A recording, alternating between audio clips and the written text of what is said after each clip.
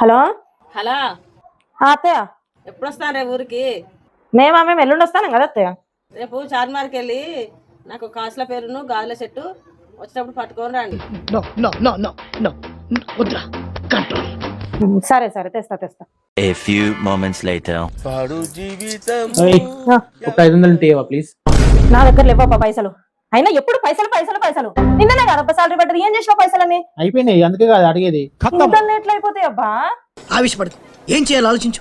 ఎందుకే ఒక 500 ఇంత బిల్డప్ ఇస్తాను? నా దగ్గర లేవు, నన్ను అడగకు. అసలు బీపీ మీద ఉన్నా. అప్పుడే పోయి ఇక్కడి నుంచి. ఎవరేమన్నారు? నన్ను ఒక అనాలనా అబ్బా? ఒక అనాలనా చెప్పు. నువ్వు మీ అమ్మ సరిపోరా నాకు అనడానికి? అమ్మో.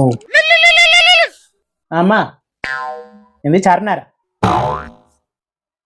ఎక్కడిది? చార్మినార్ గురించి నాకు ఏం చెప్పలేదే. ఇది 500 అడుగుతూ పెద్ద బిల్డప్ ఇచ్చింది కదా, నేను నిరికిద్దాం. ఈ మాత్రం హింట్ ఇస్తే చాలు, చెలరేగిపోతారు అంతే. నేను కూడా గుర్తు చేసిన దానికి 2-3 సార్లు, కానీ తెచ్చిందో తెలియదో నాకు తెలియదు. ఒప్పేసుకున్నావు నటనలో, నీ తర్వాత ఎవడైనా. ఒక నిమిషం ఆగు, నేను అడుగుతా. అమ్మేమో తీసుకురమ్మన్నారు కదా చార్మినార్లా. ఎందుకమ్మా అంత కోపం? ఏం సాధిస్తావు దానివల్ల? తీసుకురమ్మన్నది. చార్మినార్ పోయి కాసుల పేరును గాజులు తీసుకురమ్మన్నది. మరి నాకేడో పని లేదు కదా, మరి అవి లేకపోతే ఫంక్షన్ వెళ్ళదు కదా అత్తయ్యకు. మండుతున్నట్టుంది కదా, ఎప్పుడు చూడు ఇంటికి వస్తానమంటే చాలు ఏదో ఒకటి తెమ్మనుడే.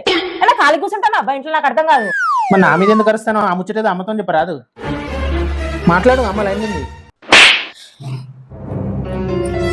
హలో, ఏందేమేగనా అట్లా మాట్లాడతాను? మిమ్మల్ని కాదు నేను అన్నది. ఒక పని చెప్తే బరువైందా అనే?